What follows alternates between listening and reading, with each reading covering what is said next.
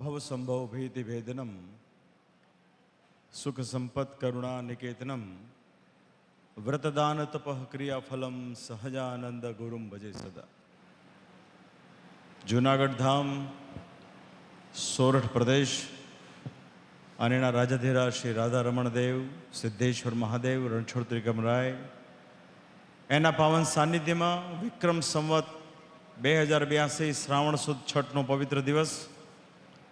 ત્યારે આજના દિવસે જૂનાગઢ ધામ ખાતે આ એક આચાર્ય પદ ઉપર વિરાજમાન વ્યક્તિ વિશેષની ષષ્ઠી પૂર્તિનો એક કાર્યક્રમ, અને કાર્યક્રમને વિશે ઉપસ્થિત ઘણા બધા વર્ષોથી જૂનાગઢ ધામને વિશે જેમની ખૂબ સેવાઓ રહી છે એવા કર્મઠ કોઠારી શ્રી દેવનંદન સ્વામીજી, સભાને વિશે ઉપસ્થિત જૂનાગઢ ટેમ્પલ મેનેજિંગ ટ્રસ્ટી બોર્ડના ચેરમેન, એક નવયુવાન, એક ઉત્સાહી, એક તરવરિયા એવા શ્રી પીપી સ્વામી, તેમજ ટેમ્પલ મેનેજિંગ ટ્રસ્ટી બોર્ડના સભ્ય નવયુવાન શ્રી રાધારમણ સ્વામી, અત્રે ખાસ ઉપસ્થિત ગઢપુર ટેમ્પલ બોર્ડ વતી ઉપસ્થિત વિદ્વાન શાસ્ત્રી સ્વામી, ચેરમેન શ્રી હરિજીવનદાસજી સ્વામી, આપણા વડતાલ મંદિરના મુખ્ય કોઠારી શ્રી કોઠારી સ્વામી દેવપ્રકાશ સ્વામીજી પધાર્યા છે.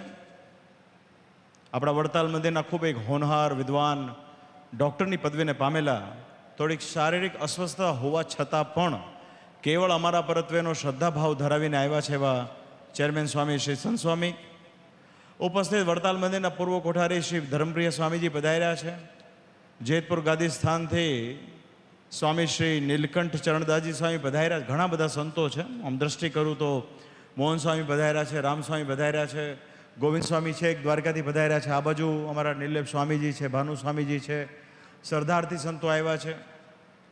તો ઉપસ્થિત તમામ આદરણીય સર્વે વિદ્વાન બ્રહ્મનિષ્ઠ સૌ સંતો, ખાસ કરીને આજે સિદ્ધેશ્વર મહાદેવનો સરસ મજાનો અભિષેક થયો, એના યજમાન પદે જેઓ વર્ષોથી રાધારમણ દેવની સેવામાં અગ્રસર છે એવા કામદાર પરિવાર વતી શ્રી હિરેનભાઈ હોય, અમારે વડોદરાથી શ્રી પંકજભાઈ પટેલ પધાર્યા છે, જામનગરના ખૂબ એક શ્રદ્ધાવાન નીડર ભીખુબા હરિસંઘ વાડેર પધાર્યા છે.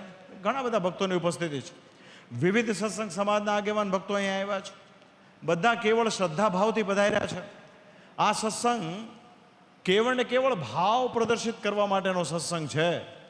ત્યારે ભાવ પ્રદર્શિત કરવા માટે પધારેલા તમામ, દૂર દેશાંતરોથી પધારેલા તમામ પ્રેમી ભક્તજનો, ખાસ કરીને સભાને વિશે ઉપસ્થિત આ મત વિસ્તારના જે ધારાસભ્ય છે એવા પરમ ભગવદીય શ્રી સંજયભાઈ કોરડિયા, ગઈકાલે અમે એમની ઓફિસમાં ગયા હતા. એમણે ઓફિસનું નામ હોંકારો આપ્યું છે. અડધી રાત્રે પણ આ મત વિસ્તારના એક નાનામાં નાના છેવાડાની વ્યક્તિને નાનામાં નાનો પ્રશ્ન હોય અને એ પ્રશ્ન લઈને સંજયભાઈને ત્યાં જાય અને સંજયભાઈ બહુ નિષ્ઠાપૂર્વક, શ્રદ્ધાપૂર્વક એનું નિરાકરણ કરે. વર્તમાન સમયમાં આ પ્રકારની જે ધારાસભ્યોની જે નીતિ, એની પહેલ, એની અમે બહુ હૃદયથી પ્રશંસા કરીએ છીએ. સાથોસાથ અમારા જૂનાગઢ ટેમ્પલ બોર્ડના સભ્યો અહીંયા શ્રી વિવેકભાઈ હોય, પીપી પડસાળા છે, નટુભાઈ છે, રાજુભાઈ છે, બળવંતભાઈ ધામી છે. તો ઉપસ્થિત આપ સર્વે ભાવિ ભક્તો, આપ સૌને અમારા ભાવથી જય સ્વામિનારાયણ. એવું કહેવાય છે કે તમારે અધિકારો પ્રાપ્ત કરવા હોય તો બહુ નિષ્ઠાપૂર્વક જવાબદારી નિભાવવી પડે. Great responsibility comes from great power. ઈશ્વર કોઈકને જેવી ક્ષમતા, એવો વિશેષ અધિકાર આપતા હોય છે કે જે અન્ય પાસે ન હોય. ત્યારે ખાસ કરીને એ વિશેષાધિકાર ધારવનારી વ્યક્તિએ બહુ પરમ પવિત્ર કર્તવ્યપૂર્વક એનું નિર્વહન કરવું પડે. ભગવાન શ્રી સ્વામિનારાયણે 500 પરમહંસોની સાથે પધારી જીવ પ્રાણી માત્રનું કલ્યાણ થાય એવા શુભ હેતુથી આ દિવ્ય સંપ્રદાયની સ્થાપના કરી. પોતાના સ્વહસ્તે 6 થી વધારે મોટા મોટા મંદિરોના નિર્માણ કરાવ્યા. પોતે જાતે સ્વહસ્તે બાથમાં લઈને પોતાના જ અર્ચા સ્વરૂપો એવા શ્રી નરનારાયણ દેવ, શ્રી લક્ષ્મીનારાયણ દેવ, શ્રી મદન મોહનજી મહારાજ, શ્રી ગોપીનાથજી મહારાજ, શ્રી રાધારમણ દેવ, સિદ્ધેશ્વર મહાદેવ આપણને પધરાવીને આપ્યા છે. ત્યારે ઘોળ કળીકાળમાં સ્વામિનારાયણ સંપ્રદાયનો જે દ્રઢ આશ્રિત હોય, જેને પોતાના ઈષ્ટદેવમાં અપાર શ્રદ્ધા હોય, અપાર નિષ્ઠા હોય, એણે કાયમ પોતાના જીવનમાં અહોપણું રાખવું કે મારા ઈષ્ટદેવ મારા ભગવાન સ્વામિનારાયણે મારા લોક અને પરલોકના શ્રેયના અર્થે પોતે આ સંપ્રદાયની સ્થાપના કરી અને અમને શિક્ષાપત્રી આદિ ગ્રંથોના માધ્યમથી જીવન જીવવાની શીખ આપી છે. ત્યારે એવા સમયમાં આજે અમને બહુ એ વાતની ખુશી છે, પરંપરાનું જે તમે બધા નિર્વહન કરી રહ્યા છો, આચાર્ય પદ ઉપર વિરાજમાન અમે અને અમારા 60 વર્ષના જન્મદિવસના એક પ્રસંગને તમે આવી સરસ રીતે જ્યારે તમે નિભાવ્યું ને આવી રીતે સંતોએ સરસ મજાની વાત કરી હોય, એ પછી અમારા સભાના સંચાલક શ્રી નારાયણચરણ સ્વામી હોય કે દરેક સંતોએ, એ પછી માધવદાસજી સ્વામીએ પોતાના હૃદયની ઉર્મિઓ વ્યક્ત કરી હોય, કે ભાનુ સ્વામીજીએ કરી હોય, કે અમારા શ્રી નીલકંઠ સ્વામીજીએ કરી હોય, કે નિર્લેપ સ્વામીએ કરી હોય, દરેકના હૃદયનો એક સૂર હતો. અમારા સંત સ્વામીએ પણ એ બધી ખાસ વાત મૂકી, જાણે અમે બહુ વિશિષ્ટ કર્યું હોય. હવે શ્રીજી મહારાજ અનંત કોટી બ્રહ્માંડના આધાર, જેના રૂવાડે કરોડો બ્રહ્માંડ ફરતા હોય એટલા મોટા ભગવાન, એ કેવળ અહેતુકી કૃપાથી આ પૃથ્વીને વિશે પોતાના પ્રેમી ભક્તોનો ભાવ પૂરો કરવા સારું પધાર્યા. અને એક છેવાડામાં રહેલા નાના ભક્ત, સગ્રામ ભક્તનું પણ ભગવાને એનું કલ્યાણ પણ કર્યું અને એનો ભાવ પણ પૂર્ણ કર્યો. ત્યારે આ વાત સમજવાની બહુ જરૂરત છે કે આ સંપ્રદાયની અંદર સર્વોપરી કોઈ બાબત હોય ને તો એ ભક્તનો શુદ્ધ ભાવ છે. અને ભાવને લઈને પરમાત્મા પધાર્યા છે. હવે છેક અક્ષરધામથી પધાર્યા, એને પધારવાનો કોઈ પ્રકારનો હેતુ હતો નહીં. એ પોતે તો અનંત કોટી બ્રહ્માંડના આધાર છે. એ ધારે તો ત્યાં બેઠા બેઠા જીવાત્માનું કલ્યાણ કરી શકે, પણ આ પૃથ્વીને વિશે પધારીને સદ્ધર્મની સ્થાપના કરતા થકા મહારાજે મંદિરોના નિર્માણ કરાવ્યા અને આપણને એક સત્સંગમાં રહેવાની શીખ આપે છે. અને એ પરંપરાની અંદર શ્રી હરિએ પોતાના ધર્મકુળમાં 2 ગાદીનું સ્થાપન કર્યું, 2 આચાર્ય પદનું સ્થાપન કર્યું, ઉત્તર અને દક્ષિણ ગાદી વહેંચી આપી છે. એનો કાયદેસર દેશ વિભાગનો લેખ નામનો એક ડોક્યુમેન્ટ તૈયાર કરાવ્યો છે. એમાં બંને દેશ ગાદીના આચાર્યશ્રીઓએ બંને દેશ ગાદીને વિશે સંતોને અને બંને દેશ ગાદીને વિશે ભક્તોને કેવી રીતે વર્તવું એની સરસ મજાની વાત કરી છે. તો આચાર્ય પદ એ સંપ્રદાયનું શિરમોડ પદ છે. સ્વાભાવિક છે કે પદને વિશે સૌને ભાવ હોય, પણ એની સાથોસાથ શ્રીજી મહારાજે અનેક ગ્રંથોની અંદર, જેમ મહારાજને સંત બહુ પ્રિય, મહારાજ પોતે સંતના રૂપમાં પ્રગટ્યા છે, તેમ છતાંય સંતોને શીખ માટે મહારાજે ઘણી બધી જગ્યાએ ક્યાંક હળવા ક્યાંક કડક વેણ પણ કયા છે. એ પ્રમાણે આચાર્યશ્રીઓ માટે પણ શ્રીજી મહારાજે કહ્યું છે. શ્રીજી મહારાજ કે ધર્મવંશી આચાર્ય થયા તો શું થયું? જ્યાં સુધી ધર્મમાં રહે ત્યાં સુધી પ્રીતિ કરવા યોગ્ય છે. કોઈ ધર્મવંશી આચાર્ય હોય અને એનું ધ્યાન મોટી ગાડીમાં, મેડીમાં, વાડીમાં જેનું ચિત્ત રહ્યા કરતું હોય, એવા ધર્મગુરુનો સમાજમાં ભાર પણ પડતો નથી. આવી બહુ સ્પષ્ટ બધી વાતો કરી. સંતો માટે તો વાત જ જુદી છે. ત્યારે એવા સમય સંજોગોમાં જ્યારે અમે ગાદી પર આરૂઢ થયા, ત્યારે અમે સર્વપ્રથમ અમે બહુ હૃદયથી દાદાને યાદ કર્યા. અમારા માટે આજે એક સૌભાગ્યનો દિવસ ગણાય. અમે રાધારમણ દેવની પ્રાર્થના કરી. સિદ્ધેશ્વર દાદાનો જ્યારે અમે અભિષેક કરતા હતા, અમે કીધું મહારાજ તમે કેવી અમારી પર કૃપા દર્શાવી છે. અમારા કુળની અંદર અમારા દાદા શ્રી રાધારમણ પ્રસાદનો જે જન્મ થયો છે ને, એ આ જુનાગઢ મંદિરમાં વિરાજમાન રાધારમણ દેવના કારણે થયો છે. ના રાધારમણ દેવ હોય કે ના રાધારમણ પ્રસાદ હોય, તો આજે એના કુળમાં અમે છીએ. અમારો 60મો જન્મદિવસ રાધારમણ દેવના સાનિધ્યમાં ઉજવાય છે. એ અમારા માટે બહુ સૌભાગ્યની વાત છે. અમે અમારા દાદાના જીવનમાંથી 2-3 વસ્તુ શીખ્યા છીએ. અમારા દાદા કાયમ અમને એવું કહેતા કે આ સત્સંગ કલ્પ વૃક્ષ જેવો છે, આપણે જે ધારીએ તે થાય. આ સત્સંગીઓ આપણને હથેળીમાં રાખે છે. આપણને અન્ન, ધન, વસ્ત્ર કે આબરૂથી કોઈ પ્રકારે ચિંતા નથી, કેમ કે સ્વામિનારાયણ ભગવાનનું વચન છે. ત્યારે અમારા રાધારમણ પ્રસાદજી દાદા કાયમ આ સત્સંગની અંદર વિચરણ કરતા, ભક્તોનો ભાવ પૂરો કરતા. ભક્ત લોકો શ્રદ્ધાથી એમને જે કંઈ પણ શ્રદ્ધા ભાવ અર્પણ કરે તેને કૃતજ્ઞતા માટે મહારાજની આગળ પોતે 100 માળા કરતા અને કહેતા કે આપણે ધર્માદાનું ખાઈએ છીએ. આપણું એક પરમ પવિત્ર કર્તવ્ય છે કે આપણે ભક્તના સુખાકારી માટે ભગવાનની પાસે પ્રાર્થના કરવી પડે.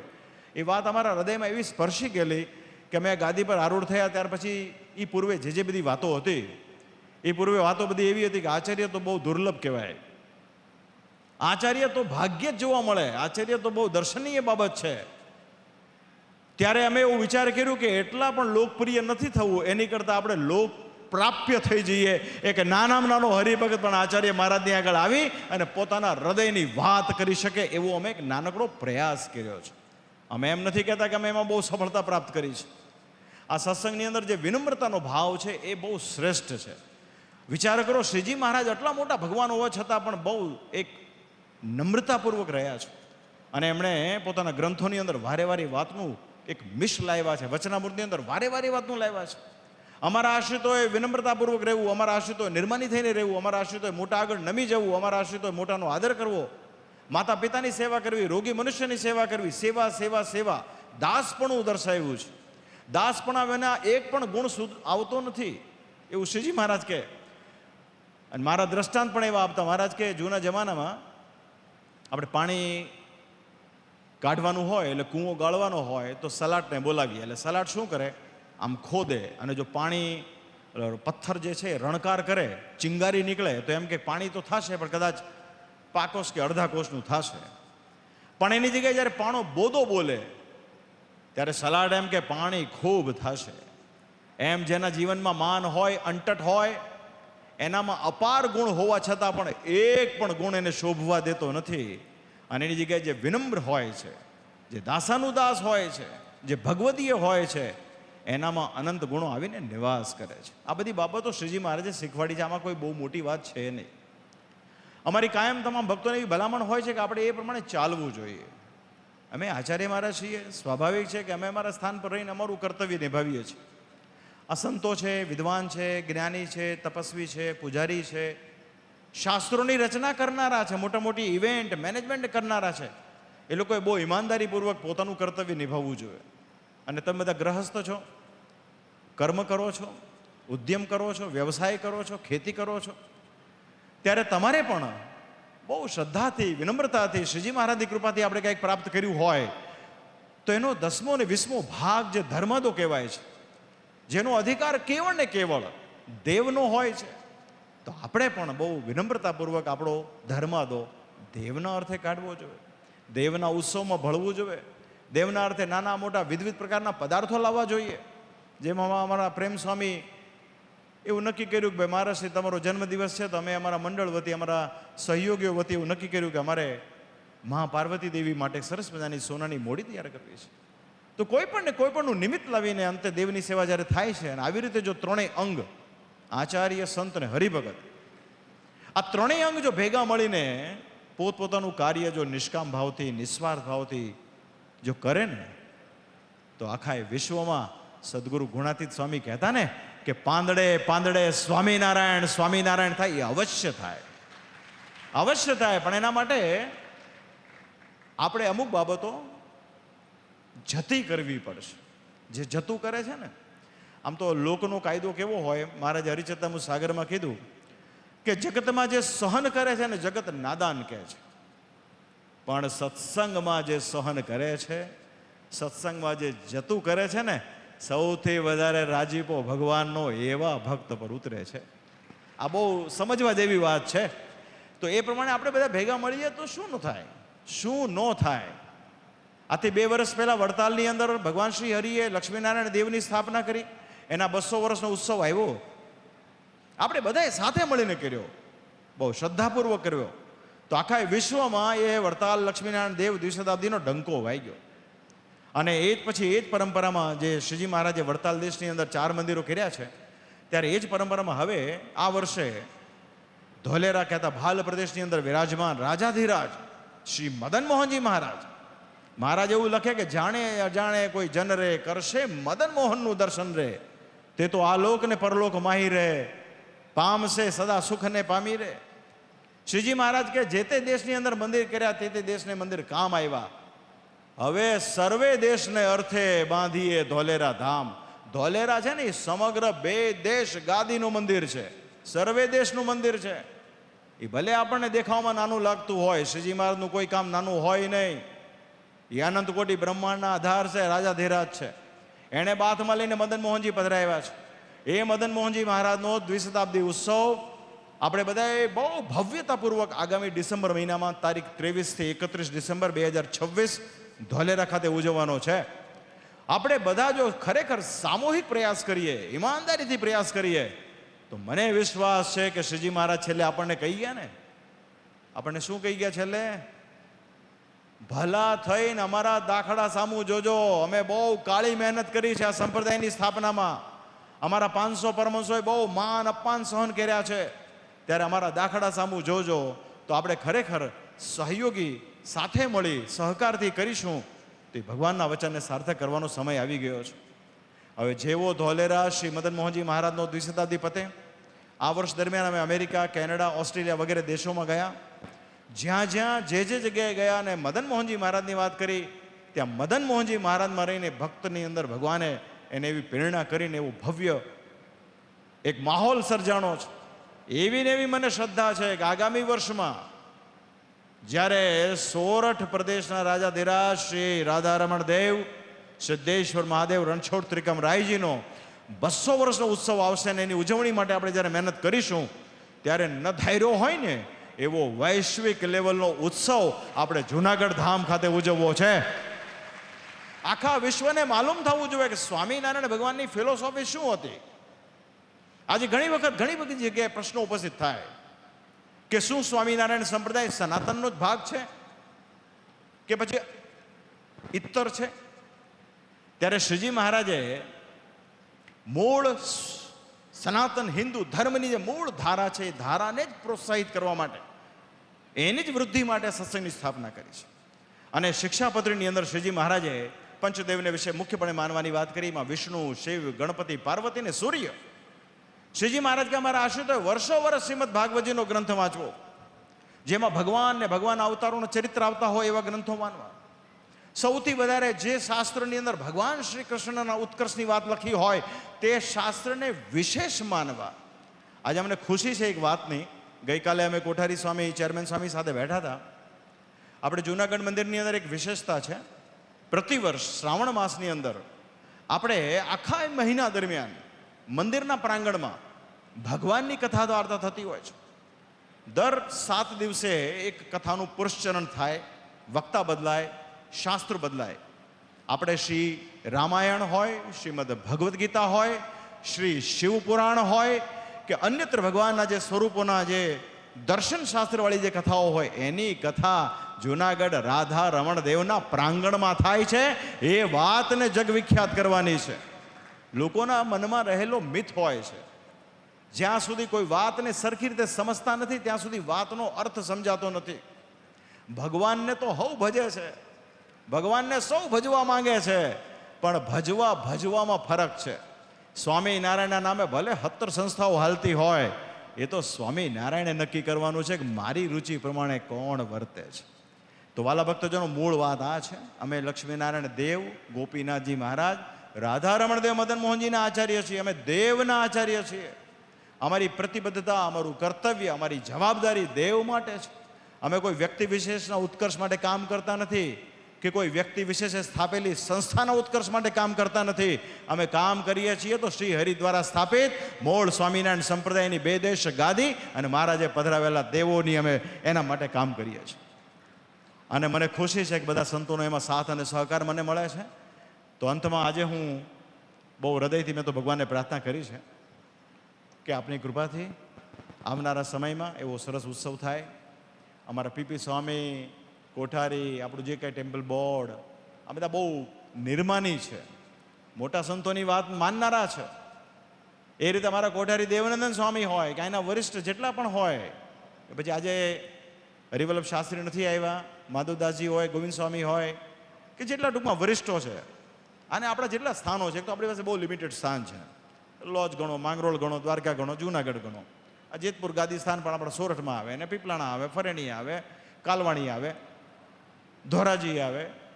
આ બધા તમને કહું, પંચતીર્થની અંદર સૌથી વધારે મહાત્મ્યવાળા તીર્થ સ્થાનો જો કોઈ પ્રદેશ પાસે હોય ને તો એ સોરઠ પ્રદેશ કહેતા જુનાગઢ ધામ પાસે છે. આપણી પાસે મૂળ વાત શું છે, ઓલા જેવું છે, આપણી પાસે કોહિનૂર હીરો છે.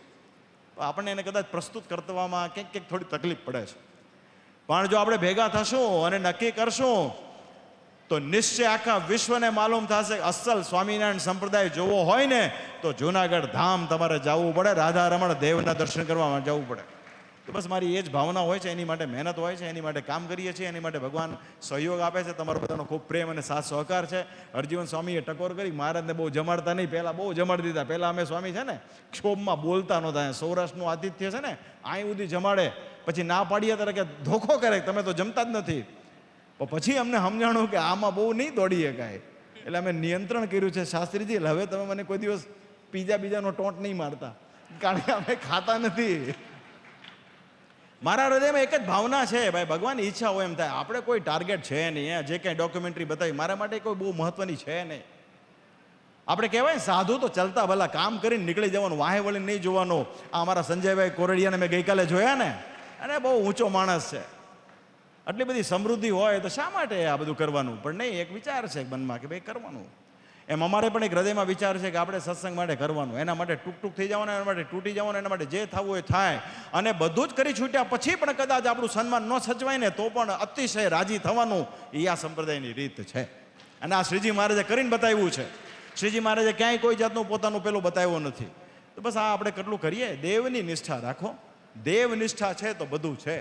જો તમારામાં શ્રી હરિ દ્વારા સ્થાપિત રાધારમણ દેવ ગોપીનાથની નિષ્ઠા ના હોય તો સમજવાનું કંઈક કસર છે. આજે શ્રાવણ સુદ છઠ છે. આજનું એક વચનામૃત નાનકડું એવું ગરડા અંત્યનું 17 નંબરનું છે, ભરતજીનું છે. શ્રીજી મહારાજ કે શ્રીમદ ભાગવતમાં ભરતજીનું એક આખ્યાન આવે છે, બહુ ચમત્કારિક છે. ભરતજી ભગવાનના માટે, ભગવાનના અર્થે સમગ્ર પૃથ્વીનો ત્યાગ કરીને વનમાં ગયા. વનમાં ગયા ને તેના મૃગલીનું બચ્ચું જન્મ્યું, મૃગલી મરી ગઈ. એક માનવીય હેત થયું ને મૃગના બચ્ચાની સાળ સંભાળ રાખી. તો અંતે શું થયું ખબર છે? મૃગમાં હેત રહી ગયું, એટલે નેક્સ્ટ જન્મ મૃગનો આવ્યો. પણ પોતે મહાજ્ઞાની હતા એટલે એ સમય કાઢ્યો ને ફરી વખત જ્યારે મનુષ્ય દેહ મળ્યો ને ત્યારે ગાંડાની જેમ વર્ત્યા છે. જડ ભરત કહેવાના છે. એમ ભગવાન વિના બીજે જે હેત કરવું એ બહુ કઠણ વસ્તુ છે. એમ આપણે સ્વામિનારાયણનો હરિભગત હોય ને, સ્વામિનારાયણનો સાધુ હોય ને, સ્વામિનારાયણે જે કર્યું ને એની સિવાય બીજે બહુ રસ લેવો નહીં. જગતમાં બધું બહુ હોય છે, પણ શ્રીજી મહારાજે આ મંદિરો કર્યા છે, દેવ પધરાવ્યા છે, શાસ્ત્રો રચીને આપ્યા છે, શિક્ષાપત્રી, વચનામૃત, ભક્ત ચિંતામણી, દેશ વિભાગનો લેખ. હવે આનાથી વધારે જોવે છે હું? હવે આપણે થોડું કાંઈ આમાંથી કે પીએચડી કરવાની છે. અને આપણે કંઈ પીએચડી કરી શકીએ એમ છીએ નહીં. શિક્ષાપત્રીની અંદર એક્સ્ટ્રા એકાદો શ્લોક લખવાની મને નથી લાગતું કોઈને સામર્થ્ય હોય. તમે ભાનુસ્વામી લખી શકશો? જરૂર ખરી 212 સિવાય નિર્લેપ સ્વામી? તો અંતમાં વાલા ભક્તજનો એવી ખુમારી રાખજો, દેવની નિષ્ઠા રાખજો. દેવ નિષ્ઠા છે તો બધું છે. જીવનમાં જે કાંઈ કમાવો બમાવો ને, આમ તો ઘણા લોકો ઘણી બધી ભક્તોની વ્યાખ્યા કરતા હોય, ખૂબ માળા કરે, ખૂબ પ્રદક્ષિણા કરે, ખૂબ ચાંદ્રાયણ કરે, ખૂબ વ્રત કરે. પણ એમાં એક વસ્તુ ઉમેરવા જેવી છે. તમે નિયમ પ્રમાણે ધર્માદો કેટલો કાઢો છો એ તમારા ભક્તપણાની સાર્થકતા છે. જો તમે ધર્માદો કાઢશો ને તો આ બધા ઉત્સવો કેવા થશે ખબર છે? વૈશ્વિક લેવલના થશે. મને તો વિશ્વાસ છે. હવે છેલ્લે અમારા હરિજીવન સ્વામી મને કે આપણે ગરડાનું કરવાનું. મેં કીધું ગરડા તો જો ભાઈ, ગરડા તો શ્રી હરિ ગોપીનાથજી મહારાજ એ તો શ્રી હરિનો આપણો પ્રાણ છે. ગરડા ગોપીનાથજી મહારાજ સત્સંગનો પ્રાણ છે. મેં કીધું તમારે માટે આ બધા ઉત્સવ જોઈ લીધા પછી તમારે વારો આવશે અને તમારે ડિસાઈડ કરવાનું છે કે આપણે કેમ કરવું છે. સબકા સાથ સબકા વિકાસની નીતિ અપનાવશો શાસ્ત્રીજી, તો હું ખરેખર કહું કે આખા વિશ્વમાં ગરડાનો જે ઉત્સવ થાય ને એવો ઉત્સવ સંસારમાં કોઈ નહીં થાય. તો બસ આટલી શુભકામના. આજે 60મા દિવસની જન્મદિવસ નિમિત્તે થોડું ઘણું બોલાઈ ગયું હોય તો ક્ષમા, કારણ કે મારે કે આજે બહુ બોલવાનું હતું નહીં. એટલા બધા લોકો એટલા વખાણ કર્યા હોય તો પછી મને એમ લાગ્યું કે મારે કંઈ જરૂર છે નહીં. પણ છતાં મેં કહ્યું અમે બહુ રાજી છીએ. તમે બધાએ જે પ્રયાસ કર્યો છે, પીપી સ્વામી અને સંત સ્વામીએ આમ તો વાત કરી મને કે અમે ત્રણેય બોર્ડ સાથે મળીને, અત્યારે ત્રણેય બોર્ડનું જે સહકારપણું છે ને બહુ ઇમ્પોર્ટન્ટ છે. કે ત્રણેય બોર્ડમાં વાત કરી ત્યારે જૂનાગઢ વતી પીપી સ્વામીએ સ્વીકાર્યું. પીપી સ્વામીને અને એમની ટીમને, આપ સૌને અમારા ખૂબ ખૂબ ધન્યવાદ. ભગવાન આપણા બધાનું મંગળ કરે એવી પ્રાર્થના. અસ્તુ. જય સ્વામિનારાયણ.